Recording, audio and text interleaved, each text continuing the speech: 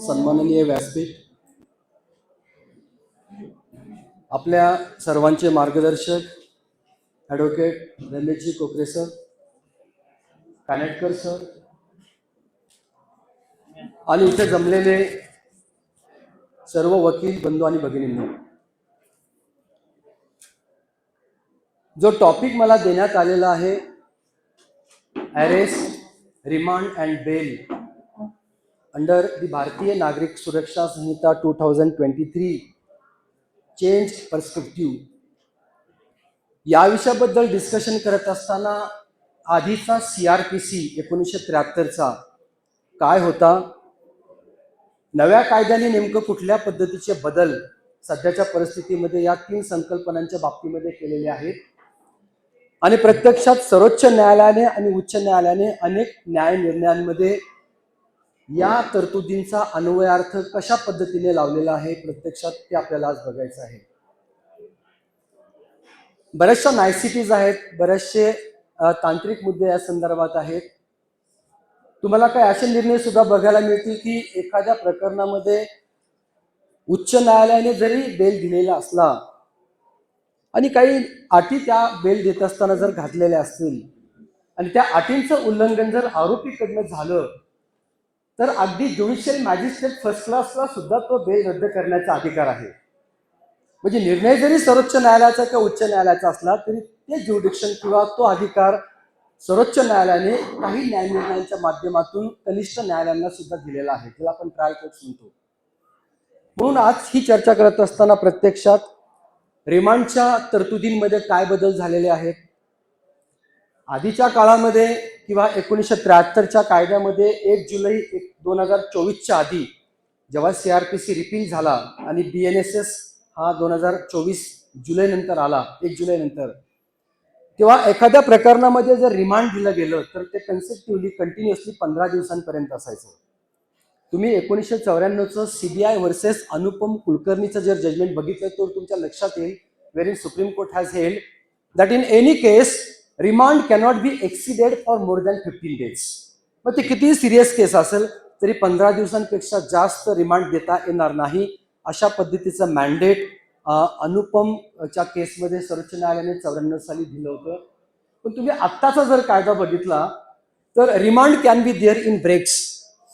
Continuously 15 दिवस remand द्यावं असं हा कायदा कुठंच सांगत नाही. आत्ता 2 दिवस, नंतर परत 4 दिवस, परत 2 दिवस, अशा पद्धतीने रिमांड मागता येईल. मग साहजिकच काही प्रश्न कायद्याचा विद्यार्थी म्हणून मला सुद्धा निर्माण होतात की एखाद्या आरोपीला जर न्यायालयासमोर 24 तासाच्या आत तपास झाला नाही म्हणून हजर केलं आणि प्रायमा फेसी जर त्या मॅजिस्ट्रेट साहेबांना असं वाटलं की पोलीस कस्टडीची हे केस नाहीये, आपण यात MCR करून टाकावा, आणि मॅजिस्ट्रेट कस्टडी रिमांड जर कोर्टाने ऑर्डर केली आणि त्याच दिवशी जर डिफेन्स काउन्सिलनी बेल ऍप्लिकेशन न्यायालयामध्ये फाईल केलं आणि ते अलाव जर झालं आणि when the applicant is enlarged on bail, बेलवर सोडल्यानंतर आता त्याला परत कस्टडीमध्ये, पोलीस कस्टडीमध्ये घेता येईल का, अशा पद्धतीचे प्रश्न सुद्धा या नवीन कायद्याच्या संदर्भात तयार झालेले आहेत आणि त्याला उत्तर होय असं आहे. म्हणजे जामीन झाल्यानंतर सुद्धा परत पोलीस कस्टडीमध्ये घेता येईल अशा पद्धतीचं मॅन्डेट या नवीन कायद्याने कलम 187 मध्ये आणि 480च्या माध्यमातून दिलेला आहे. म्हणून हा चेंज पर्स्पेक्टिव्ह काय आहे ते आपल्याला बघायचंय. आणि सर्वोच्च न्यायालयाने सुद्धा जामिनाच्या संदर्भात आता कशा पद्धतीच्या कॅटेगरी केलेल्या आहेत. अगदी तुम्ही एखाद्या प्रकरणामध्ये पाहत असाल की एखादा गुन्हा जर झाला तर तुमच्या अर्जदाराला किंवा आरोपीला पोलीसचे सातत्याने फोन येतात की तू आमच्याकडे हजर राहा, हवं तर तू जामीन घे, आम्ही तुला मदत करू. पण प्रत्यक्षामध्ये जर तुम्ही सत्येंद्र कुमार अँटिलचं जजमेंट बघितलं 21-22चं, तर सर्वोच्च न्यायालयाने 4 कॅटेगरी केल्यात ऑफेन्सेसच्या. पहिली एक कॅटेगरी जी आहे that is from punishment less than 7 years, म्हणजे 1 वर्षापासून 7 वर्षापर्यंत जर शिक्षा होत असेल तर त्याची एक कॅटेगरी केलेली आहे. बी कॅटेगरीमध्ये अगदी लाईफ इम्प्रिझनमेंट, डेथ पेनल्टी किंवा 10 वर्षापेक्षा जास्त शिक्षा किंवा 7 वर्षापेक्षा अशी तरतूद आहे. सी कॅटेगरीमध्ये स्पेशल ऑफेन्सेस आहेत, NDPS, पॉक्सो सारखे, आणि डी कॅटेगरीमध्ये इकॉनॉमिक ऑफेन्सेस आहेत. आणि सर्वोच्च न्यायालयाने एक मॅन्डेट घालून दिलंय की तुम्हाला या पद्धतीने जावं लागेल.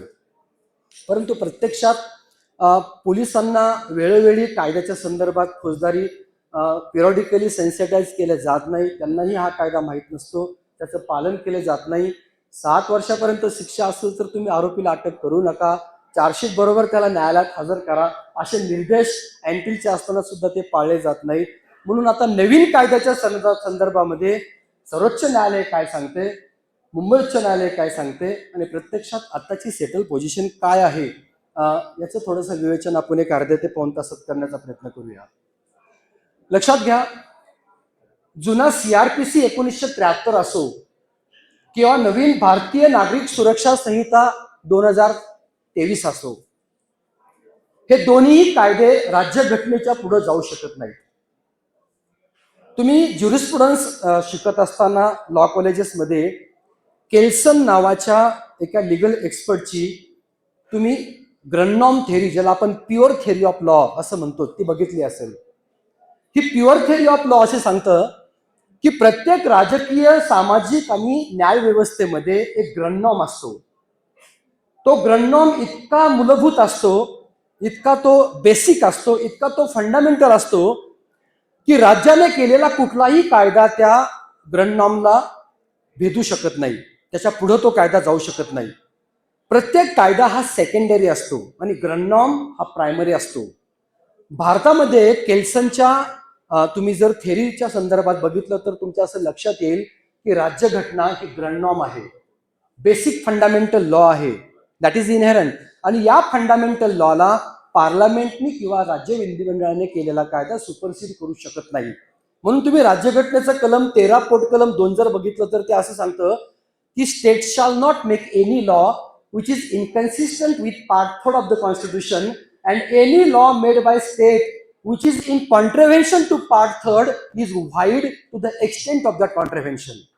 म्हणजे राज्य असा कुठलाही कायदा करू शकत नाही जो राज्यघटनेचा भाग 3 विसंगत आहे, ज्यामध्ये मूलभूत हक्क देण्यात आलेले आहेत. आणि राज्यघटनेच्या बाबतीत जर असा कायदा झाला तर तो कायदा बेकायदेशीर आहे, अवैध आहे, असंवैधानिक आहे, अशा पद्धतीची भाषा राज्यघटनेच्या कलम 13(2) मध्ये आहे.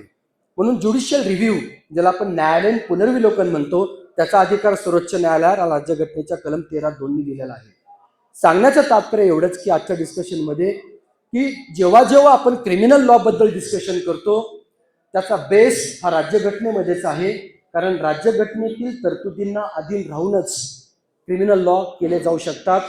तुम्ही थोडंसं 4-5 वर्ष जर मागे गेलात तर तुमच्या असं लक्षात येईल ही अडल्टरीची जी प्रोव्हिजन होती 497 IPC मध्ये, ती सर्वोच्च न्यायालयाने जोसेफ शॅनच्या केसमध्ये स्ट्रक डाऊन केली आणि स्पष्टपणे सांगितलं की wife is not property of the husband. आणि सेक्शन 198 क्लॉज 2 जो आहे CRPCचा, तो सुद्धा स्ट्रक डाऊन केला, कारण त्या कलमानुसार त्या पीडित महिलेला, जी बायको आहे, तिला नवऱ्याच्या विरोधामध्ये प्रायव्हेट कंप्लेंट दाखल करता येत नव्हती. आणि सर्वोच्च न्यायालयाच्या मते there is discrimination so far as 198(2) is concerned because Article 14 provides for right to equality which is the mandate of our constitution. तुम्ही आणखीन एक प्रकरण जर बघितलं 377 जो पार्टली रीड डाऊन केला गेला नवतेज सिंग जोहरच्या केसमध्ये, त्यातही सुप्रीम कोर्टाने मॅनिफेस्ट आर्बिट्रेरीनेसची डॉक्ट्रिन इव्हॉल्व केली आणि सांगितलं की तुम्हाला असं करता येणार नाही कारण ते घटनेच्या विरोधी आहे. म्हणून राज्यघटनेच्या तरतुदींच्या अधीन राहूनच कायदे केले जातात. आणि जे सेकंडरी लॉज आहेत, मग तो इंडियन पिनल कोड जुना असो किंवा आत्ताची भारतीय न्याय संहिता असो, जुना CRPC असो किंवा आत्ताचा भारतीय नागरिक सुरक्षा संहिता 2023 असो, हे सर्व कायदे राज्यघटनेने नियंत्रित केलेले आहेत. आता आपण विषयाकडे वळूया. असं म्हटलं जातं की earlier CRPC, that is the code of criminal procedure 1973 and the present भारतीय नागरिक सुरक्षा संहिता which repealed CRPC in 2024 July are basically human right laws.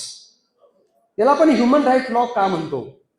कारण तुम्ही CRPC जुना, आता मी CRPCचा उल्लेख सारखा का करतोय, कारण आधीचे जे प्रलंबित प्रकरण आहेत ते CRPC प्रमाणेच न्यायालयात चालतायत, कारण तसं मॅन्डेट BNSSच्या सेक्शनने दिलेला आहे 482. आणि तुम्ही आत्ताचा कायदा जर बघितला तर जे नवीन गुन्हे 1 जुलै 2024 नंतर भारतामध्ये घडलेले आहेत त्याचं नियमन, त्याची प्रक्रिया ही भारतीय नागरिक सुरक्षा संहितेनुसार चाललेली आहे.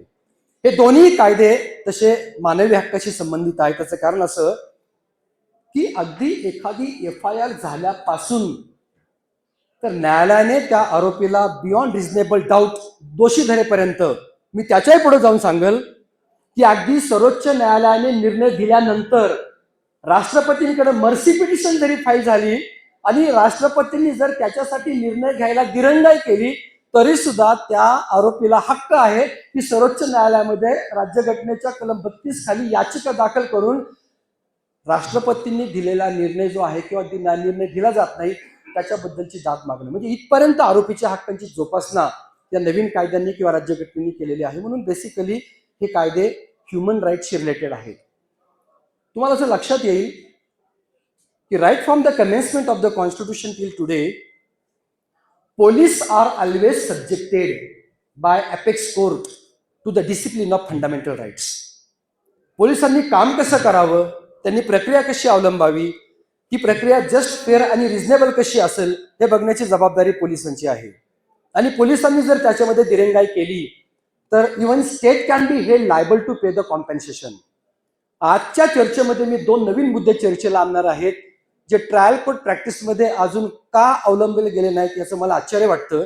त्याचं कारण असं की जामीन दाखल न करता सुद्धा तुम्ही आरोपीला सोडू शकता.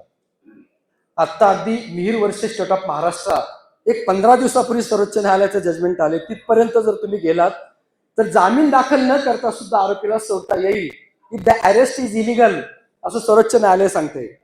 मग तुम्ही पंकज बन्सल असो किंवा Prabir versus state of Delhi असो किंवा Vihaan versus state of Haryana असो, जे मागच्या वर्षीचेच निर्णय आहेत 23-24चे, आणि आता 2025ची Mihir versus state of Maharashtra असो, या न्यायालयीन निर्णयामध्ये सर्वोच्च न्यायालयाने स्पष्टपणे हे दिग्दर्शित केलेलं आहे की अटक केल्यानंतर जर आमच्या असं लक्षात आलं की अटक बेकायदेशीर आहे तर आम्ही त्याला ती अटक बेकायदेशीर ठरवून सोडून देण्याचे डायरेक्शन देऊ शकतो.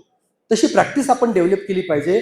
आणि पोलिसांकडनं जो तपास केला जातो त्याच्यामध्ये कुठल्या पद्धतीच्या उणीवा आहेत ते आपल्याला फाईंड करता आले पाहिजेत. त्यासाठी प्रबीरच्या केसमध्ये रिझन ऑफ अरेस्ट आणि ग्राउंड्स ऑफ अरेस्ट काय आहे ते आपल्याला कळलं पाहिजे, ज्याचं क्लासिफिकेशन सर्वोच्च न्यायालयाने मागच्या वर्षी केले. ते आपण बघू थोड्या वेळामध्ये नेमकं त्याचे मुद्दे काय आहेत, न्यायालयाला काय सांगायचे. आणि दुसरा मुद्दा असा आहे जो प्रॅक्टिसमध्ये अवलंबला जात नाही आपल्याकडे दुर्दैवानं, तो असा की आपल्याला बऱ्याचशा केसेसमध्ये असं माहिती असतं की तपास करताना पोलिसांकडनं काही त्रुटी राहून गेलेल्या आहेत. न्यायालयाने वेळोवेळी ज्या गाईडलाईन्स घालून दिलेल्या आहेत त्याचं पालन झालेलं नाही. आणि सर्वोच्च न्यायालय स्पष्टपणे असं सांगते की आम्ही दिलेल्या गाईडलाईन्स जर पाळल्या गेल्या नाहीत तर that is contempt of the Supreme Court under article 129 of the constitution. आणि अशा केसेसमध्ये police are liable to pay compensation. तुम्ही पोलिसांकडनं कॉम्पेन्सेशन मागू शकता. एवढंच की त्यासाठी तुम्हाला हायकोर्टामध्ये कलम 226 खाली रिट पिटिशन दाखल करावी लागेल. आणि डायरेक्टली जर तुम्हाला सुप्रीम कोर्टात जायचं असेल तर राज्यघटनेच्या कलम 32 खाली जावं लागेल. पण ती दाद तुम्हाला नक्की मागता येते. आणि तुम्ही 1997चं जर जजमेंट बघितलं DK बसूचं तर त्यामध्ये सर्वोच्च न्यायालयाने स्पष्टपणे सांगितलं की आम्ही या गाईडलाईन देत आहोत. या गाईडलाईनचं जर पालन पोलिसांकडनं झालं नाही तर तुम्ही राज्याकडनं नुकसान भरपाई मागू शकता. इथपर्यंत कायदा डेव्हलप झालेला आहे.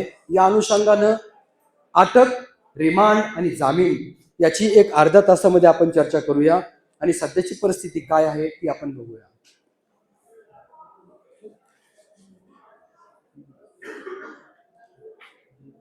सुरुवात करण्याच्या आधी 3 कलमांचा मी आधार घेईल. त्यातलं पहिलं कलम आहे कलम 14.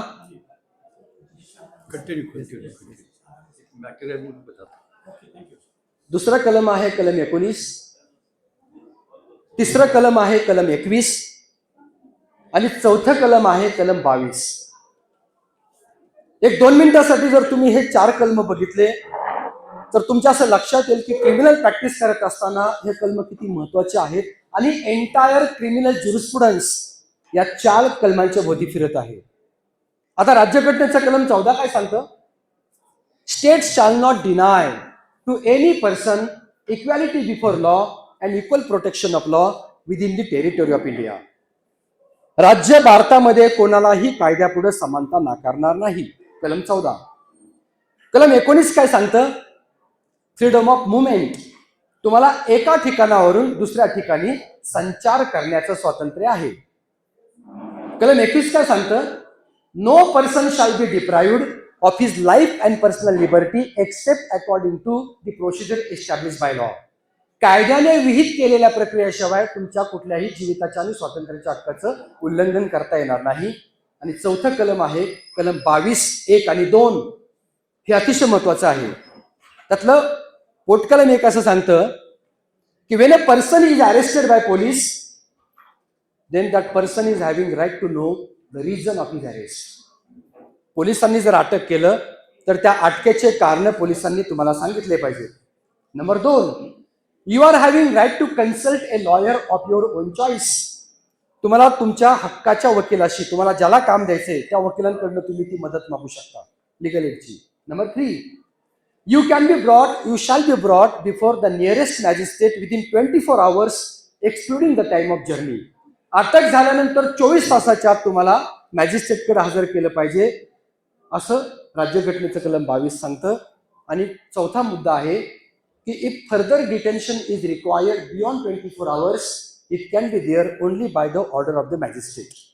24 तासापेक्षा जास्त वेळ जर एखाद्या आरोपीला कस्टडीमध्ये ठेवायचं असेल तर ते मॅजिस्ट्रेटच्या परवानगीशिवाय ठेवता येणार नाही. म्हणून आपण त्या आरोपीला रिमांडसाठी न्यायालयामध्ये हजर करतो. आता ह्या 4 तरतुदी समोर ठेवून आता आपण डिस्कशन करूया की भारतामध्ये अटक काय आहे, रिमांड कसं चालतं आणि जामिनाच्या तरतुदी कशा आहेत. बऱ्याच वेळा एखादा जामीन अर्ज आपण न्यायालयामध्ये दाखल केला, असं गृहीत धरा की चार्जशीट दाखल करण्याच्या आधी दाखल केला आणि तो जर दुर्दैवाने रिजेक्ट झाला तर आपल्याला असं सांगितलं जातं की आता मला एकतर हायकोर्टात जावं लागेल जर सेशन कोर्टाने ऑर्डर केली असेल तर, नाहीतर मला चार्जशीट येईपर्यंत थांबावं लागेल. आता चार्जशीट येईपर्यंत का थांबायचं, तर चेंज इन सर्कमस्टन्ससाठी. पण माझ्याकडे असे 2 निकाल आहेत, बाबू आणि अजून एक निकाल आहे महत्वाचा. हे 2 केसेस असे सांगतात की तुम्हाला सक्सेसिव्ह बेल ऍप्लिकेशन फाईल करण्यासाठी चेंज इन सर्कमस्टन्सची गरज नाही. You can file successive bail application on fresh grounds. याचा अर्थ असा, चेंज सर्कमस्टन्स म्हणत नाही, फ्रेश ग्राउंड्स. तुमच्या अर्लियर बेल ऍप्लिकेशन मध्ये तुम्ही जे प्रिडिंग घेतलंय त्याच्यापेक्षा वेगळं फ्रेश मटेरियल जर तुम्हाला मिळालं तर there is no need of change circumstances असं सुप्रीम कोर्ट सांगते. पण आपण याचा फायदा घेत नाही. बऱ्याच वेळा आपण आधी केलेल्या जामीन अर्जाच्या व्यतिरिक्त काही नवीन माहिती तुम्हाला नक्की मिळू शकते जी चेंज इन सर्कमस्टन्स नसती कदाचित. पण तुम्ही ते जे ग्राउंड्स आहेत ते तुमच्या आधीच्या रिजेक्ट झालेल्या बेल ऍप्लिकेशन मध्ये आर्ग्यू केलेले नसतात, ते तुम्ही प्लीड केलेले नसतात. त्यामुळे तुम्ही ते फ्रेश घेऊन आणखी नवीन जामीन अर्ज करू शकता, असं सर्वोच्च न्यायालयाचं मॅन्डेट आहे. म्हणून या संदर्भातच या कायद्याची चर्चा झाली पाहिजे आणि याच्या ज्या काही नायसिटीज आहेत, जे काही टेक्निकॅलिटीज आहेत त्या समोर आले पाहिजेत. म्हणून पहिला मुद्दा अरेस्ट. ढोबळ मानाने जर विचार केला तर अटक म्हणजे अटक असं आपण म्हणतो. तुम्ही राज्यघटनेच्या संदर्भात जर विचार केला तर what is arrest? Arrest is nothing but deprivation of your liberty. तुमचं जे काही स्वातंत्र्य आहे त्याच्यावर काही गदा येतात. And there is restraint so far as freedom of movement is concern.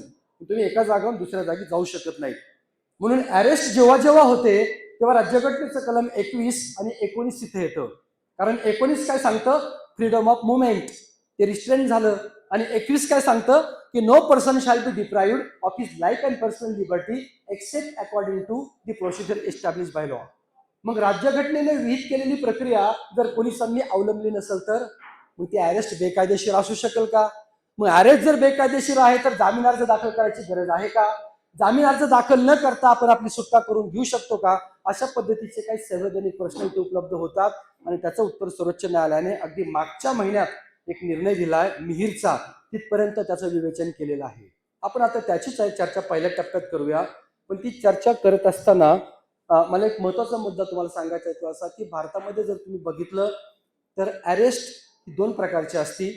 Arrest with warrant, arrest without warrant. Arrest without warrant हे पोलीस करतात कॉग्निजेबल ऑफेन्सेसमध्ये, किंवा एखादा आरोपी हा प्रोक्लेम ऑफेंडर असेल तर, किंवा सर्वात महत्वाचं की the accused is found in possession of any stolen property, किंवा अगदी if he obstructed police in discharge of their duties. अशा पद्धतीचे काही ढोबळ उत्तरं तुम्हाला जुन्या आणि नवीन कायद्यामध्ये दिसतील की अशा पद्धतीचा जर गुन्हा घडला तर अगदी विदाउट वॉरंट कॉग्निजेबल ऑफेन्स आहे आणि CRPC किंवा BNS ने सांगितलेलं आहे म्हणून त्याला अटक करता येईल. पण मुद्दा असा आहे की प्रायव्हेट पर्सन अरेस्ट करू शकतं का? जुन्या CRPC मध्ये ती प्रोव्हिजन होती, इथे आहे. अरेस्ट एक तर पोलीस करू शकतात, न्यायाधीश सुद्धा करू शकतात. त्यांनी जर बघितलं की एखादा दखलपात्र गुन्हा होतोय किंवा एखादी व्यक्ती प्रोक्लेम ऑफेंडर आहे. आणि तिसरा महत्वाचा मुद्दा की प्रायव्हेट पर्सन तुमच्या माझ्यासारखा आपण सुद्धा एखाद्याला अरेस्ट करू शकतो. पण जुना आणि नवीन कायदा जर तुम्ही बघितला तर लक्षात घ्या, जुन्या कायद्यामध्ये प्रायव्हेट पर्सनने जर एखाद्या व्यक्तीला दखलपात्र गुन्हा करत असताना जर अटक केली तर त्या व्यक्तीला पोलीस ठाण्यामध्ये किती वेळेमध्ये हजर करायचे याची कुठलीही तरतूद नव्हती. पण नवीन जर तुम्ही कायदा बघितला आता BNSSचा, भारतीय नागरिक सुरक्षा संहिता, तर तुमच्या असं लक्षात येईल की एखाद्या व्यक्तीने दुसऱ्या व्यक्तीला दखलपात्र गुन्हा करत असताना जर पकडलं, त्याला कायद्याने अटक हा शब्द वापरलेला आहे BNSSच्या. तर अटक केलेल्या व्यक्तीला त्या खाजगी व्यक्तीने 6 तासांच्या आत पोलीस स्टेशनला हजर करावं आणि त्याला पोलिसांच्या स्वाधीन करावं, अशा पद्धतीची ही नवीन तरतूद आहे. हा 6 तासांचा जो कालावधी आहे तो जुन्या कायद्यात नव्हता, तो नवीन कायद्यामध्ये आहे. हा नवीन कायद्यातला पहिला बदल. दुसरा बदल असा आहे, अतिशय महत्वाचा आहे तो, की एखादी व्यक्ती जर 60 वर्षांपेक्षा जास्त वयाची असेल, ज्याला आपण सिनियर सिटीजन म्हणतो, त्या व्यक्तीला जर अटक करायची असेल आणि कायद्याने विहित केलेली पनिशमेंट ही जर 3 वर्षापेक्षा कमी असेल तर DYSP लेवलच्या अधिकाऱ्याच्या संमतीशिवाय त्या सिनियर सिटीजनला आता अटक करता येणार नाही. ही एक दुसरी महत्वाची तरतूद नवीन कायद्यामध्ये आहे. तिसरी तरतूद आहे की जुन्या कायद्यामध्ये हँडकफिंग रेअरेस्ट ऑफ रेअर केसमध्ये रेसॉर्ट करावी. एखाद्या आरोपीला जर तुम्हाला बेड्या घालायच्या असतील अटक केल्यानंतर रिमांडला घेऊन जाताना, तर हातकड्या घालता येतील, पण अतिशय रेअरेस्ट केसमध्ये अशी ती प्रोव्हिजन होती. आणि नंतर सर्वोच्च न्यायालयाने जेव्हा 1981ला निर्णय दिला तेव्हा सर्वोच्च न्यायालयाने स्पष्टपणे सांगितलं की handcuffing is violative to article 21 of the constitution. ते अमानवीय आहे असं 1981 साली सर्वोच्च न्यायालय सांगितलं. पण तुम्ही आत्ताच्या भारतीय नागरिक सुरक्षा संहितेचं कलम 43 जर बघितलं तर हँडकफिंग इज परमिसिबल. आता हँडकफिंग हातकड्या घालता येतील अशा पद्धतीचे काही उदाहरणं दिलेत. त्यामध्ये पहिलं आहे, if the accused has committed offence of rape. बलात्काराच्या खटल्यामध्ये तुम्हाला आरोपीला हातकड्या घालता येतील असा नवीन कायदा सांगतो अटक करताना. Number 2, if he has committed any offence against the child, POCSO सारख्या केसेस जर असतील तर. Number 3, if it is a drug related offence, narcotic ड्रगचा जर ऑफेन्स असेल तर हातकड्या घालता येईल. If it is a offence against the state, जर राज्याच्या विरुद्ध जर गुन्हा केला असेल वेजिंग वॉर सारखा, तर त्यात अटक करता येईल असा नवीन कायदा सांगतो. आणि त्याचबरोबर आणखीन एक उदाहरण तिथं दिलेलं आहे, if he is habitual offender, जो आरोपी आहे तो जर सराईत गुन्हेगार असेल तर त्याला हातकड्या घालता येईल असंही नवीन कायदा सांगतो. आणि अजून एक उदाहरण आहे की he belongs to organise crime syndicate. तो जर एखाद्या ऑर्गनाइज क्राईमशी किंवा एखाद्या दहशतवादी गटाशी संबंधित असेल तर त्याला आपल्याला हातकड्या घालता येतील असा नवीन कायदा सांगतो. हा झाला तिसरा महत्वाचा बदल. चौथा महत्वाचा बदल आहे अटकेच्या संदर्भात या कायद्याच्या, तो असा की प्रत्येक जिल्ह्यामध्ये एक डेझिग्नेटेड पोलीस ऑफिसर असेल असा हा नवीन कायदा सांगतो. जुन्या कायद्यामध्ये ही तरतूद नव्हती. आता डेझिग्नेटेड पोलीस ऑफिसरचं काम काय आहे, कुठल्याही पोलीस स्टेशनला जर एखादा गुन्हा दाखल झाला तर त्या गुन्ह्याबद्दलची माहिती डेझिग्नेटेड पोलीस ऑफिसरने मिळवायची आणि स्वतःच्या पोर्टलवर त्या आरोपीचं नाव काय आहे, त्याचा पत्ता काय आहे आणि त्यांनी कुठला गुन्हा केलाय त्याचं नेचर विशद करायचं. ही नवीन तरतूद आता सेक्शन 38 मध्ये BNSSची आलेली आहे. याचबरोबर आणखीन एक बदल अटकेच्या संदर्भात झालाय, तो असा की जुन्या कायद्यामध्ये अटक केल्यानंतर आरोपीच्या नातेवाईकांना किंवा आरोपीच्या मित्रांना त्याची इन्फॉर्मेशन द्यावी अशी तरतूद होती. आताच्या कायद्यामध्ये नातेवाईकांना आणि मित्रांव्यतिरिक्त अन्य कुठलीही व्यक्ती अशा पद्धतीचा आता शब्द आलेला आहे, जो जुन्या कायद्यात नव्हता. अन्य कुठली व्यक्ती म्हणजे कदाचित तो शेजारी सुद्धा असू शकतो, तो नातेवाईक किंवा मित्र असू शकत नाही असा सुद्धा होऊ शकतो. म्हणून एक नवीन शब्द त्यामध्ये ऍड झालेला आहे. आता आपण मुद्द्याकडे येऊया थोड्या वेळासाठी गृहीत धरा की जुन्या 154 CRPC नुसार झालेल्या किंवा आत्ताच्या 173 नुसार भारतीय नागरिक सुरक्षा संहितेच्या FIR लॉन्च झाली. Criminal law is set in motion आणि police has arrested the accuse. आरोपीला अटक केली. जुन्या CRPCचा सेक्शन 167 आणि नवीन भारतीय सुरक्षा संहितेचा नागरिक सुरक्षा संहितेचा 187 या दोन प्रोव्हिजन आता आपल्याला डिस्कस करायचे आहेत. आता राज्यघटना काय सांगते? अटक केल्यानंतर आरोपीला 24 तासांच्या आत न्यायदंडाधिकाऱ्याकडे हजर करा, excluding the time of journey. Number 2, 24 तासापेक्षा जास्त वेळ जर त्याला दांबून ठेवायचा असेल तर it can be there only by the order of the magistrate. आणि अटक करताच त्याला अटकेचे कारण सांगा आणि त्याला त्याच्या वकिलाशी सल्लामसलत करण्याचा अधिकार द्या, because he may be defended by him at the time of remand. लक्षात घ्या. आता विषय असा आहे, if investigation is not completed in 24 hours,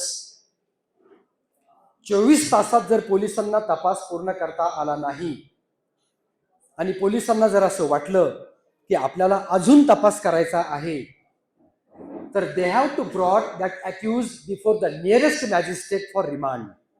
मग रिमांडसाठी त्या आरोपीला आपल्या जवळच्या न्यायालयामध्ये आणलं जातं आणि police can sick further remand. Remand police मागू शकतात आणि पोलिसांचं आर्ग्युमेंट काय असतं? आम्हाला अजून तपास करायचा आहे, तो पळून जाऊ शकतो, त्याच्याकडनं रिकव्हरी करायची, बाकीच्या आरोपींचा शोध घ्यायचा आहे, अशा अनेक पद्धतीचे. त्याच्याकडे काही शस्त्र असतील त्यांनी वापरलेले त्या गुन्ह्यामध्ये, तर आम्हाला ते शस्त्र जप्त करायचे. अशा पद्धतीचे ग्राउंड्स त्या मॅटरमध्ये घेतले जातात आणि police try to show that they are having prima facie case where in police custody is justified. मग तुम्ही याला PCR द्या अशी मागणी केली जाऊ शकते. आरोपीच्या वकिलाचं म्हणणं असं असतं की 24 तासामध्ये यांचा पुरेसा तपास झालेला आहे, गुन्हा जो घडलाय तो फारसा सिरियस नाही, आमची काही इन्व्हॉल्वमेंट त्याच्यात दिसत नाही आणि फर्दर पोलीस कस्टडीची गरज नाही, म्हणून तुम्ही NCR करा. लक्षात घ्या, 2023, 24 आणि 25 या 2 वर्षात सर्वोच्च न्यायालयाने दिलेल्या काही निर्णयांचा जर तुम्ही आढावा घेतला तर तुमच्या असं लक्षात येईल की without filing bail application you can seek release of that person. पहिलं जजमेंट आहे 2023चं पंकज भन्सलचं. या भन्सलच्या केसमध्ये सर्वोच्च न्यायालयाने सांगितलं, पण थोड्याशा चुका, थोड्याशा त्रुटी राहिल्यात, म्हणून तिची पूर्तता आता मागच्या महिन्यात झाली. पंकज भन्सलच्या केसमध्ये सर्वोच्च न्यायालय सांगतंय की एखाद्या आरोपीला जर पोलिसांनी अटक केली आणि त्याला जर रिमांडसाठी न्यायालयासमोर आणलं तर त्याला कुठल्या ग्राउंड्सवर, कुठल्या आधारावर अटक केली याचे कारण पोलिसांनी त्या आरोपीला लिखित स्वरूपात दिले पाहिजेत. बघा, मी शब्द वापरलाय, लिखित, रायटिंग मध्ये दिले पाहिजेत. पंकज भन्सल. मर्यादा एकच आहे की Pankaj Bansal was in related to special cases. दुसऱ्याच वर्षी म्हणजे मागच्या वर्षी जस्टिस भूषण गवईंचा जजमेंट आहे Prabir versus state of Delhi. या प्रबीरच्या केसमध्ये सर्वोच्च न्यायालयाने सांगितलं की UPID सारख्या केसेसमध्ये प्रत्येक आरोपीला अटकेचे कारण लिखित स्वरूपात दिले पाहिजेत, दिले नाही तर अटक बेकायदेशीर. मग जामीन बिमीन न मागता त्याला तुम्हाला सोडून द्यावं लागेल. आणि या प्रबीरच्या केसमध्ये सर्वोच्च न्यायालयाने ग्राउंड्स ऑफ अरेस्ट आणि रिझन ऑफ अरेस्ट या 2 कॅटेगरी डिस्कस केल्या. पोलिसांनी जर रिझन ऑफ अरेस्ट दिले असतील आणि ग्राउंड्स ऑफ अरेस्ट जर दिले नसतील तर ती अटक बेकायदेशीर, असं सर्वोच्च न्यायालयाने सांगितलं. यात फरक काय आहे? रिझन ऑफ अरेस्ट म्हणजे काय? की तो परत गुन्हा करण्याची शक्यता आहे, तो पळून जाण्याची शक्यता आहे, तो विटनेसेसला टॅम्पर करण्याची शक्यता आहे. These are the reason of arrest. Supreme कोर्टचं म्हणणं आहे हे अतिशय सबऑर्डिनेट, जनरल आणि वेग आहे. या बेसिसवर तुम्ही पोलीस कस्टडी किंवा अटक कायदेशीर आहे असं म्हणू शकत नाही. ग्राउंड्स ऑफ अरेस्ट असले पाहिजेत. आता ग्राउंड्स ऑफ अरेस्ट म्हणजे काय की ही जे प्रोक्लेम ऑफेंडर, तो प्रोक्लेम ऑफेंडर आहे, that is the reason of arrest. मग त्याला तुम्ही तिथं सोडून देऊ शकत नाही. जर अटक झालेली असेल चोरीच्या आधारावर आणि त्यांनी काही चोरीचा माल त्याच्या ताब्यात आहे याचा तुमच्याकडे पुरावा असेल तर that is ground of arrest. म्हणून ग्राउंड आणि रिझन हे वेगळे आहेत असं प्रबीरच्या केसमध्ये सर्वोच्च न्यायालयाने सांगितलं. पण लक्षात घ्या, प्रबीर आणि आधीच्या पंकज बन्सलच्या केसमध्ये साम्य एवढंच होतं की दोन्ही केसेसमध्ये सर्वोच्च न्यायालयाने रिझन ऑफ अरेस्ट हे रायटिंग मध्ये आरोपीला सांगावेत, हे फक्त स्पेशल ऑफेन्सेसच्या बाबतीत सांगितलं. नंतर जस्टिस अभय ओक यांनी या मागच्याच वर्षी 2024ला एक न्याय निर्णय दिला विहान वर्सेस स्टेट ऑफ हरियाणाचा. या विहानच्या केसमध्ये त्यांनी सांगितलं की तुम्हाला रिझन ऑफ अरेस्ट लिखित दिले पाहिजेत, परंतु कायदा असं कुठेही म्हणत नाही. आणि मग हे 3 जजमेंट झाल्यानंतर मागच्या महिन्यामध्ये सर्वोच्च न्यायालयाने एक महत्वपूर्ण निकाल दिलाय. त्याचं नाव आहे Mihir versus state of Maharashtra.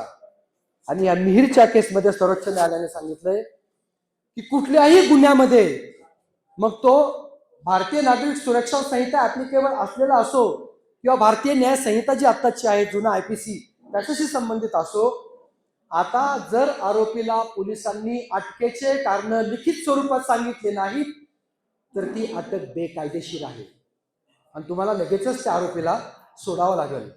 याचबरोबर पोलिसांनी जर आरोपीला न्यायालयामध्ये रिमांडसाठी आणलं तर रिमांड रिपोर्टची कॉपी पोलिसांनी आरोपीला रिमांड आर्ग्यू करण्याच्या आधी दिली पाहिजे. रिमांड रिपोर्टची कॉपी जर पोलिसांनी आरोपीला दिली नाही तर एंटायर अरेस्ट इज इलिगल असं सर्वोच्च न्यायालय सांगतंय. आणि यापुढे जाऊन सांगतंय की सुप्रीम कोर्टाने एक स्पेसिफिक आवर थेअरी डेव्हलप केली. ती थेअरी अशी आहे की रिमांड रिपोर्टची कॉपी द्यायची कधी, तर सर्वोच्च न्यायालय असं सांगतंय की रिमांड रिपोर्टची कॉपी न्यायालयामध्ये हजर करण्याच्या आधी कमीत कमी 2 तास आधी त्या आरोपीला तुम्ही दिली पाहिजे.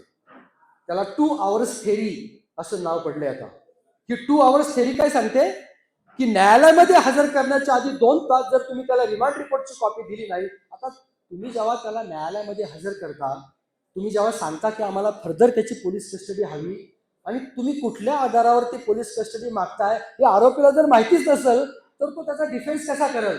मग कमीत कमी 2 तास आधी तुम्ही त्याला ती रिमांड रिपोर्टची कॉपी द्या असं मिहिरच्या केसमध्ये सर्वोच्च न्यायालयाने स्पष्ट केलं.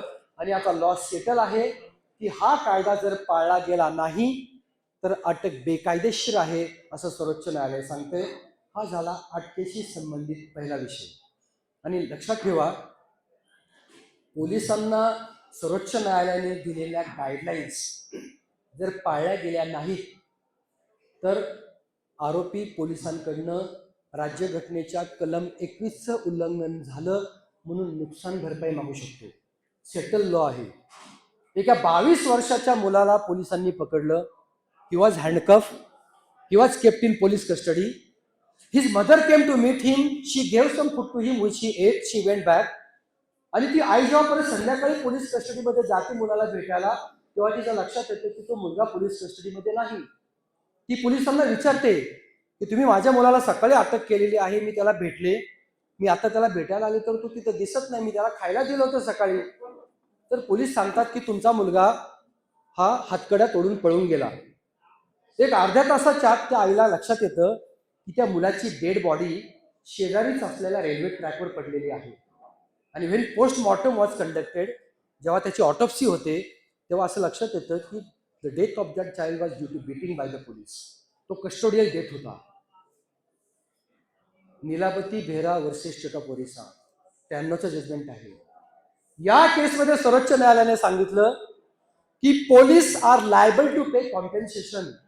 आणि या खटल्यामध्ये त्या मुलाच्या आईला सर्वोच्च न्यायालयाने राज्यघटनेच्या कलम 21चं उल्लंघन झालं म्हणून कॉम्पेन्सेशन ग्रँट केलं. एवढंच नाही, यापुढे जाऊन सर्वोच्च न्यायालयाने सांगितलं की right to compensation in such cases is a fundamental right under article 21 of the constitution. भारतीय राज्यघटनेच्या कलम 21 खाली नुकसान भरपाईचा हक्क हा त्या आरोपीचा मूलभूत हक्क आहे हे न्यायालयाने सांगितलं. आणि अशा पद्धतीने हे क्रिमिनल ज्युरिस्प्रुडन्स जे आहे अरेस्टच्या संदर्भात ते भारतामध्ये डेव्हलप झालेलं आहे. हा झाला आजच्या डिस्कशनचा पहिला मुद्दा. Now coming to second, remand. CRPC 167, भारतीय नागरिक सुरक्षा संहिता 187.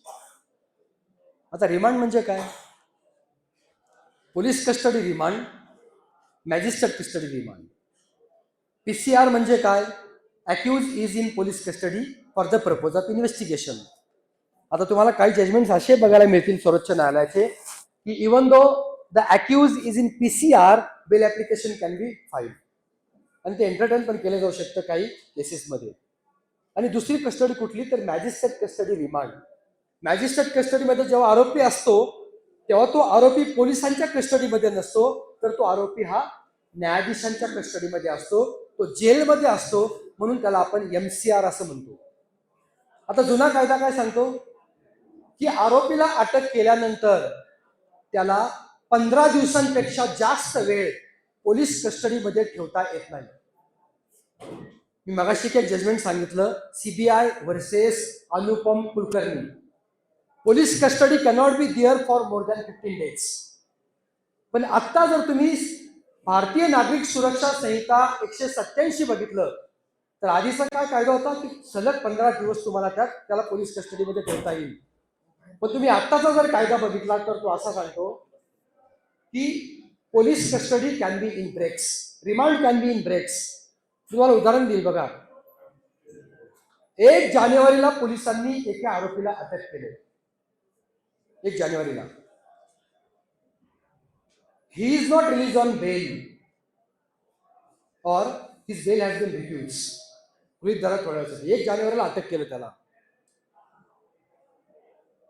त्याचा MCR झाला असं गृहीत धरा. तुम्हाला आधीचे 2 उदाहरणं मी देतो नंतर. पण 1 जानेवारीला अटक झाली. 4 दिवस तो आरोपी MCR मध्ये होता, PCR मध्ये होता आणि 5व्या दिवशी त्याचा MCR झाला. आता तो जेलमध्ये आहे. 10 दिवसांनी पोलिसांना असं आता वाटते, आता तो जेलमध्ये आहे. 10 दिवसांनी पोलिसांना आता असं वाटते की आपण त्याला आता परत पोलीस कस्टडीमध्ये घ्यायचंय. हे करता येईल का? 187 असं सांगते CRPCचं. बघा आता, if the offence is serious bearing punishment is more than 10 years, life or death. असे प्रकरण ज्यामध्ये 10 वर्षापेक्षा जास्त शिक्षा आहे किंवा जन्मठेप आहे किंवा अगदी फाशीची शिक्षा आहे, अशा केसेसमध्ये पोलिसांनी 90 दिवसाच्या आत तपास पूर्ण करावा. 90 दिवसात तपास पूर्ण नाही झाला तर डिफॉल्ट बेल. 90 दिवसाच्या आत तपास पूर्ण करावा.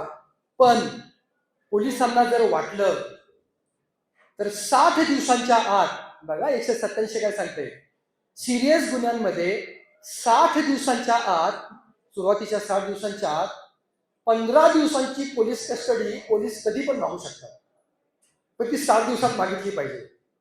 आणि 10 वर्षापेक्षा जर कमी शिक्षा असेल तर 40 दिवसांच्या आत 15 दिवसाची पोलीस कस्टडी पोलीस कधी पण मागू शकतात. मी उदाहरण देईन तुम्हाला.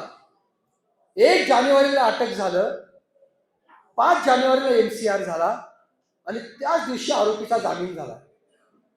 जामिनावर आरोपी सुटलाय आता आणि पोलिसांना आता परत तपासासाठी त्याला कस्टडीत घ्यायचंय. आता इश्यू असा आहे नवीन कायद्यानुसार की जामीन झाल्यानंतर आरोपीला आता परत पोलीस कस्टडीमध्ये PCR मध्ये घेता येईल का? तर त्याला तुम्हाला आता भारतीय नागरिक सुरक्षा संहितेचं परत 480 कलम बघावं लागेल. आणि ते 480 कलम असं सांगतं की if the accused is otherwise entitled to be release on bail, if the accused is otherwise entitled to be released on bail, then bail cannot be refused to him merely because his police custody is required after 15 days. मग तुम्ही हा 480 BNS जर बघितला तो 187 बरोबर जर वाचला तर त्याचं उत्तर असं आहे की 1 तारखेला अटक झालेल्या आरोपीला 5 तारखेला जामीन मिळतो. तो 4 दिवस पोलीस कस्टडीमध्ये होता.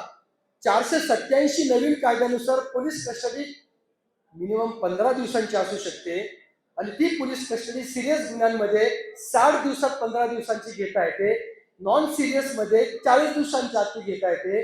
मग उत्तर असं आहे की 4 दिवस PCR मध्ये असणारा माणूस नंतर MCR होऊन बेल जरी झालेला असला तरी त्याला परत PCR मध्ये घेता येईल, provided his bail is cancel by the court. मग पोलिसांनी काय करायचं अशा केसमध्ये?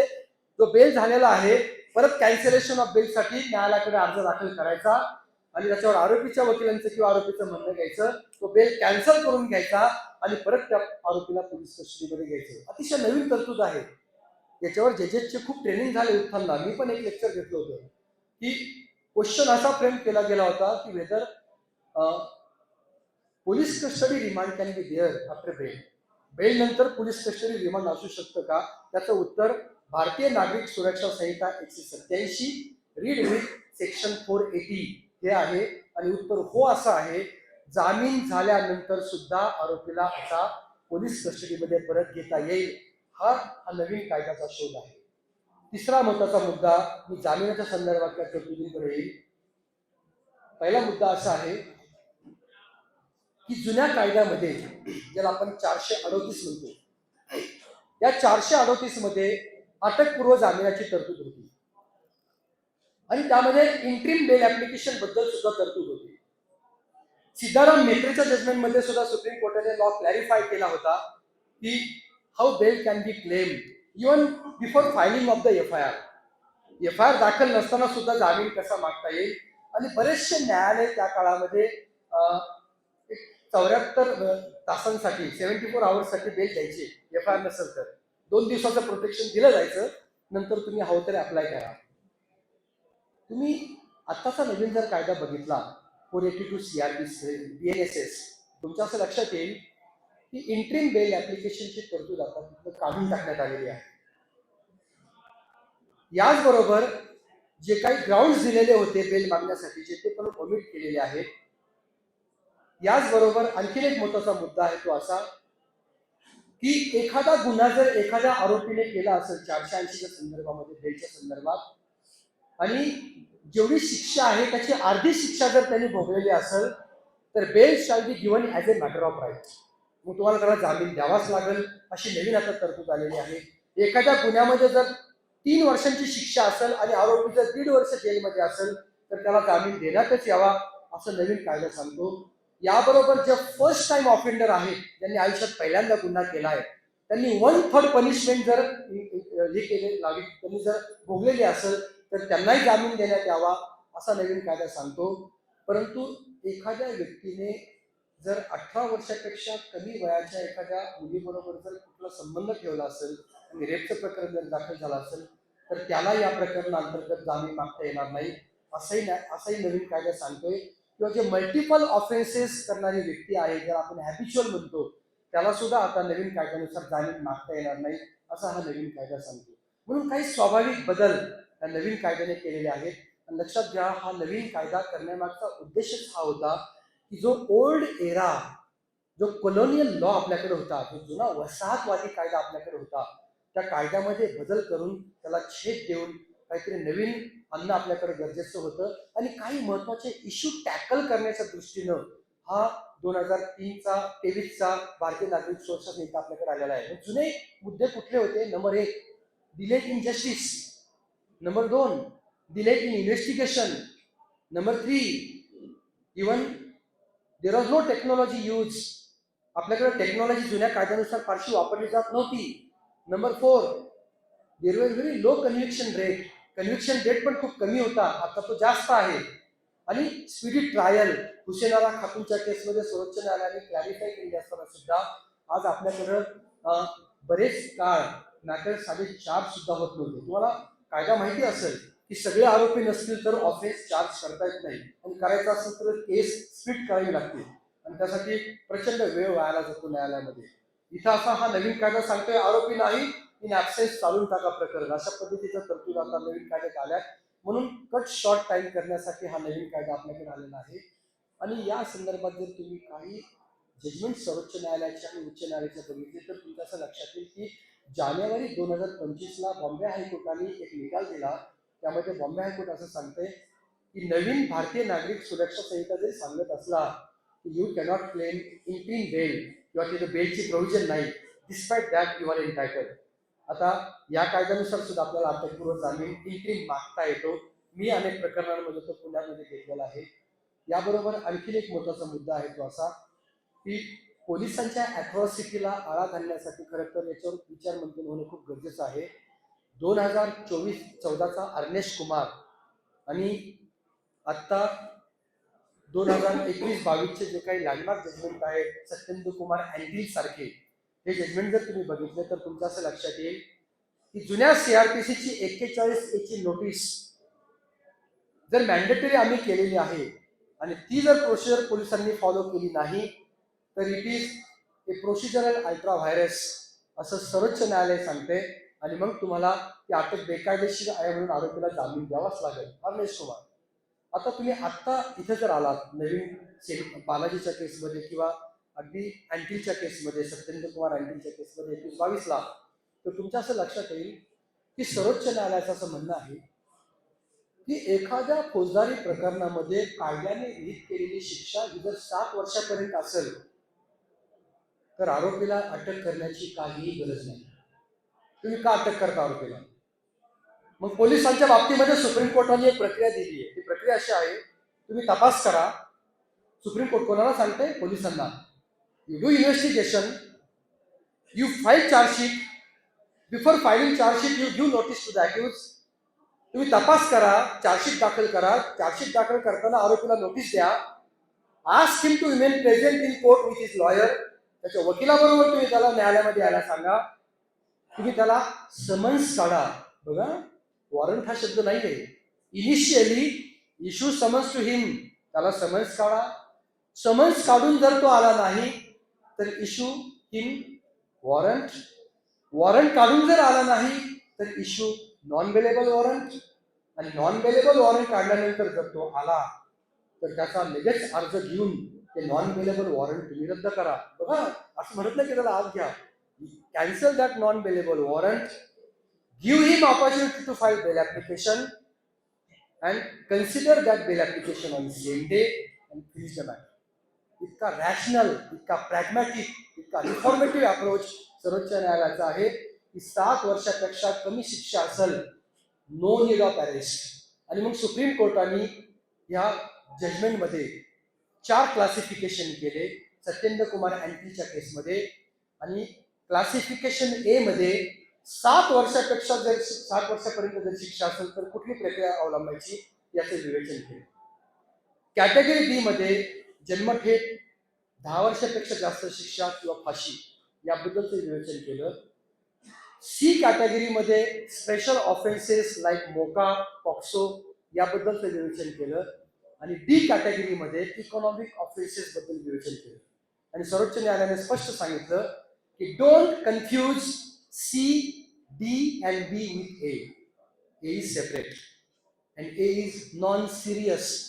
A हे नॉन सिरियस आहे 7 वर्षापर्यंत असेल तर, असं सर्वोच्च न्यायालय सांगते. आणि कोर्ट किती वेळा सांगतोय की bail is rule, jail is exception. पण आजही 498A सारख्या केसेसमध्ये एकदा काय FIR झालं की आरोपी सैराभरा परत राहतात की आम्हाला अटक होईल, जेलमध्ये टाकलं जाईल. आणि मग सत्येंद्र कुमार अँटील बघितला जात नाही, अर्नेश कुमार बघितला जात नाही, राज्यघटनेचं मॅन्डेट बघितलं जात नाही.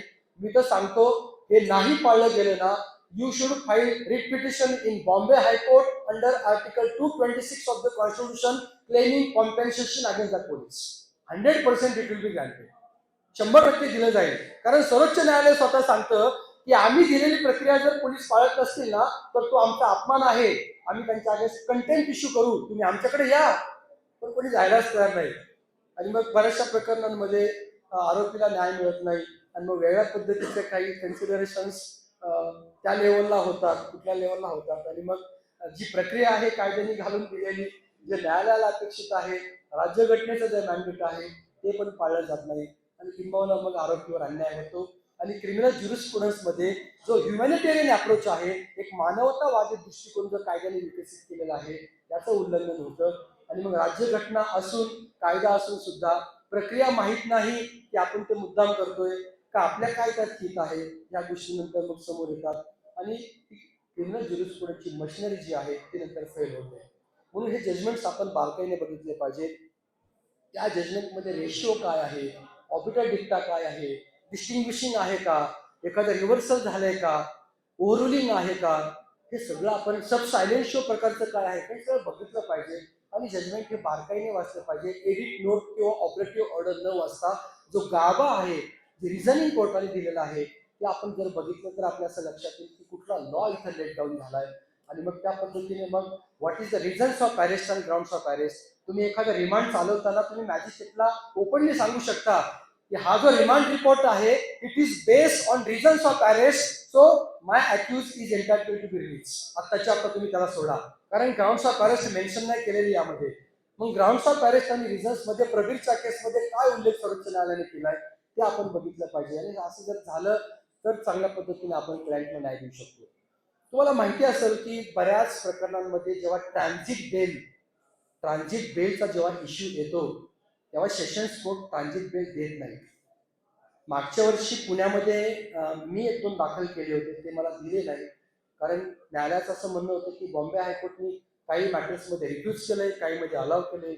मग बॉम्बे पुण्यात देत नाही असं लक्षात आलं. मी हायकोर्टामध्ये जेव्हा मॅटर फाईल केलं तेव्हा हायकोर्टने आम्हाला ट्रान्झिट बेल दिला. आता ट्रान्झिट बेल म्हणजे काय की गुन्हा घडलाय गुजरातला, आरोपी आहे बारामतीचा. आता त्याला पोलिसांचा फोन आला गुजरातवरनं, या इकडे तुमच्यावर एफ आय आर झाले. आता गुजरातला जाताना कदाचित प्रवासामध्ये त्याला अटक होऊ शकतं. म्हणून what that accused can do, that accused can file bail application here in Baramati court. That bail application is called as transit bail. Transit bail आपण त्याला म्हणतो. आता ह्या ट्रान्झिट बेलच्या संदर्भात सर्वोच्च न्यायालयाने 2023 साली निर्णय दिला आहे. आणि तो निर्णय इंदोरीची केस आहे. त्या इंदोरी केसमध्ये सर्वोच्च न्यायालयाने स्पष्टपणे सांगितलंय की if offence is committed outside the place of that accused then he is entitled to claim transit bail. त्याला ट्रान्झिट बेल दिला गेला पाहिजे का, with a view to protect his liberty under article 21 of the constitution. राज्यघटनेच्या कलम 21 खाली जे त्याला जीविताचा आणि स्वातंत्र्याचा हक्क दिलेला आहे तो हक्क अबाधित ठेवण्यासाठी ट्रान्झिट बेलची आवश्यकता आहे. त्यानं काही गुन्हाच केलेला नाही, तो प्रतिष्ठित व्यक्ती आहे आणि बारामतीवरनं अहमदाबादला जाताना जर त्याला प्रवासात अटक झाली तर तो स्वतःच्या न्याय हक्कांचं रक्षण करू शकत नाही. पण लक्षात ठेवा, इंदोरीच्या केसमध्ये सर्वोच्च न्यायालयाने सांगितलं की transit bail is always for limited period. तो 1 आठवडा 15 दिवस एवढ्या काळासाठीच असू शकतो. आणि मग त्या आरोपीचं काम आहे की ट्रान्झिट बेलच्या बेसिसवर मग तुम्ही तिथलं जे न्यायालय आहे इंदोरचं, अहमदाबादचं, तिथं जाऊन तुम्ही fresh bail application anticipatory file करू शकता आणि तुमची ती लिबर्टी प्रोटेक्ट करू शकता. अशा पद्धतीने न्यायालयाने काही जजमेंट दिलेले आहेत ज्या आधारावर बेलचा जो लॉ आहे तो इव्हॉल्व्ह होत आहे. आणि जाता जाता फक्त 2 मिनिट गेले, खूप उशीर झाला आहे, आज वर्किंग डे आहे. मी मगाशीच सांगितलं की बऱ्याचशा प्रकरणामध्ये before filing chargesheet and after F I R तुम्ही जर एखादा जामीन अर्ज फक्त फर्स्ट इन्फॉर्मेशन रिपोर्टच्या बेसिसवर दाखल केला आणि तो रिजेक्ट झाला तर आपण एकतर आपल्या एखाद्या मित्राकडे ते हायकोर्टला मॅटर पाठवतो किंवा चार्जशीट पर्यंत थांबतो. परंतु सर्वोच्च न्यायालयाचे 2 निकाल माझ्याकडे आहेत. आता ते होळकर सरांना मी दोघांनाही देत होते, कोकरे सरांनाही देतो. ते निकाल असे आहेत की सर्वोच्च न्यायालय असं सांगते की you can file any number of successive bail application without waiting for changing circumstances. तुम्ही चेंजिंग सर्कमस्टन्स परत थांबावं असं काही नाही. तुम्ही सक्सेसिव्ह आज रिजेक्ट झालं तुम्ही परत सेकंड डे पण बेल ऍप्लिकेशन फाईल करू शकता. That is maintainable. फक्त कोर्टाने एकच उदाहरण दिलंय की असं की fresh bail application shall be there on some fresh ground and on some fresh material. तुम्ही त्याच ग्राउंडवर तुम्ही ते ॲजिटेट करू शकत नाही. आज जामीन अर्ज रिजेक्ट झाला आणि 2 दिवसांनी तुमच्याकडे अशी काहीतरी माहिती मिळाली जी फ्रेश आहे आणि आधीच्या बेल ऍप्लिकेशन मध्ये ती नव्हती, हे जर तुम्ही दाखवू शकला तर you are entitled to claim bail from that court only where it came to be rejected. अतिशय महत्वाचे असे काही जजमेंट्स आहेत, अनेक जजमेंट्स आहेत. अगदी आम्ही एक प्रकरण मागच्या महिन्यात जस्टिस माधव जामदारकडे बॉम्बे हायकोर्टामध्ये चालवलं. 22 क्रिमिनल अँटीसिडेंट, किती 22 केसेस पेंडिंग. ट्रायल कोर्टामध्ये बऱ्याच वेळा जामीन अर्ज दाखल केल्यानंतर क्रिमिनल अँटीसिडेंट आहे म्हटलं आणि इन्व्हेस्टिगेशन प्रोग्रेसमध्ये आहे म्हटलं की जामीन अर्ज रिजेक्ट. आणि सुप्रीम कोर्ट काय सांगते प्रवीरच्या केसमध्ये, investigation is in progress is only a reason not a ground. जे रिझन आहे त्याला ग्राउंडमध्ये कन्सिडर करता येणार नाही. इन्व्हेस्टिगेशन प्रोग्रेसमध्ये आहे या बेसिसवर तुम्ही जामीन मागू शकता, प्रवीण चक्केच्या बेसिसवर, कारण that is not a ground of arrest or that is not a ground to oppose the bail, असं सर्वोच्च न्यायालयाचं म्हणणं आहे. म्हणून आम्ही मागच्याच महिन्यामध्ये, माझ्याकडे ते जजमेंट आहे, 22 केसेस पेंडिंग होत्या. पण आमचं म्हणणं होतं की ठीक आहे, 22 केसेस पेंडिंग आहेत, पण या केसचे मेरिट तर बघा. या केसचं मेरिट बघितलं तर आरोपीच्या अगेन्स्ट काहीच मटेरियल नाहीये, हायकोर्टाने बेल देऊन टाकला. म्हणून असाही लॉ आहे की even though there are several criminal antecedents, despite that the present application is to be considered only on the basis of merit and merit. अतिशय महत्वाचं आहे. म्हणून माझं एकच तुम्हाला सांगणं आहे की डिस्कस करण्यासारखं खूप आहे. माझ्याकडे कमीत कमी 42 जजमेंट आहेत. ते डिस्कस करत बसलो तर संपूर्ण दिवस जाईल. मी त्याचं माझ्याकडे त्याचे सायटेशन्स आहेत, मी ते सरांना देतो. फक्त एवढंच सांगायचं की क्रिमिनल लॉचा अभ्यास करत असताना ज्युरिस्प्रुडन्स, कॉन्स्टिट्यूशन आणि आत्ताचे जे स्टॅट्युटरी प्रोव्हिजन आहे त्या बघत असतानाच तो लेटेस्ट केस लॉ सर्वोच्च न्यायालयाने आता डेव्हलप केलेला आहे, तो तुम्ही बघा. तो जर बघितला तर तुम्हाला क्रिमिनल प्रॅक्टिस करत असताना निश्चितच त्याचा फायदा होईल. आणि बेल ॲप्लिकेशन फाईल केल्यानंतर accused is having very good reputation, he is from very good family, entire family is dependent on him, असले ग्राउंड कृपया तुम्ही रेस करू नका. हे ग्राउंड बेलचे नक्कीच नाहीये. जो सेक्शन इन्व्होक केलाय त्याचे बेसिक इन्ग्रेडियंट कसे सॅटिस्फाय होत नाही, तुम्ही हे त्या जामीन अर्जामध्ये सांगा. हे जर तुम्ही सांगू शकला, कदाचित दुसऱ्या आरोपींचा जामीन झाला असेल, आयडेंटिकल आरोप तुमच्यावर असतील, you mention about the parity in that. तुम्ही पॅरिटीचा ग्राउंड कसं ऍप्लिकेबल आहे ते सांगा. परंतु तुम्ही हे ग्राउंड घेत असताना जर तुम्ही 2-3 ग्राउंड असे काहीतरी घेतले आणि नंतर, आता पुण्यामध्ये हे सांगायला नाही पाहिजे, पण बरेचसे वकील मित्र आहेत जे आहेत, एखादी FIR आली आणि बेल दाखल करायचा असला की गेट नंबर 4च्या बाहेर झेरॉक्सवाल्याकडे ती FIR देऊन टाकतात आणि तो बेल ऍप्लिकेशन ड्रॉप करून देतो. त्याला पार्टीचं नाव वगैरे ते सगळं तोच तयार करतो आणि हा फक्त दाखल करून टाकतो, कारण त्याकडे वेळ नसतो. पण बेल ऍप्लिकेशन ही सुद्धा दाखल करण्याची सुद्धा एक कला आहे. जसं सिव्हिल लॉला एक रूल ऍप्लिकेबल आहे की you cannot travel beyond pleading, तसं बऱ्याच वेळा हायकोर्टामध्ये जर बेल ऍप्लिकेशन नंतर गेलं तर हायकोर्ट हे सगळं बघतं की तुम्ही खाली काय प्लीडिंग घेतलेलं होतं आणि मग त्याचा कदाचित तोटा त्या आरोपीला होऊ शकतो. म्हणून त्याच्या नायसिटीज आहेत त्या आपण बघाव्यात. असं जर झालं तर एक चांगला क्रिमिनल लॉयर म्हणून आपला नावलौकिक होऊ शकतो आणि आपल्याला यामध्ये नक्कीच यश मिळू शकतं. मी आपल्या सर्वांच्या वतीने, माझ्या वतीने रमेश टोकरे सरांना त्यांच्या वाढदिवसाच्या आधीच 2 दिवस आधीच हार्दिक शुभेच्छा देतो. त्यांचं मार्गदर्शन आम्हाला 2000 पासून जवळजवळ आज 25 वर्ष झालं आमची ओळख आहे. ते मला मार्गदर्शन कायमच करतात. नेहा आमच्याबरोबर हायकोर्टात काम करते. खूप आमचे चांगले संबंध आहेत. आणि आज मला जेव्हा त्यांनी सांगितलं की वाढदिवस आहे, तर मी सांगितलं की सर मला यायचं आहे तुमच्याकडं आणि मला लेक्चर घ्यायचं आहे. सर हा विषय मी नाही पूर्ण करू शकत कारण खूप मोठा याचा व्याप आहे आणि रिमांड आणि बेल या विषयावरच कमीत कमी 4 ते 5 तास बोलावं लागेल. तरी पण मी याचं एक प्रिसाईज अशी किंवा कन्साईज अशी एक मी नोट तयार करून तुम्हाला ती देईल. तुम्ही सगळ्यांकडे सर्क्युलेट करा.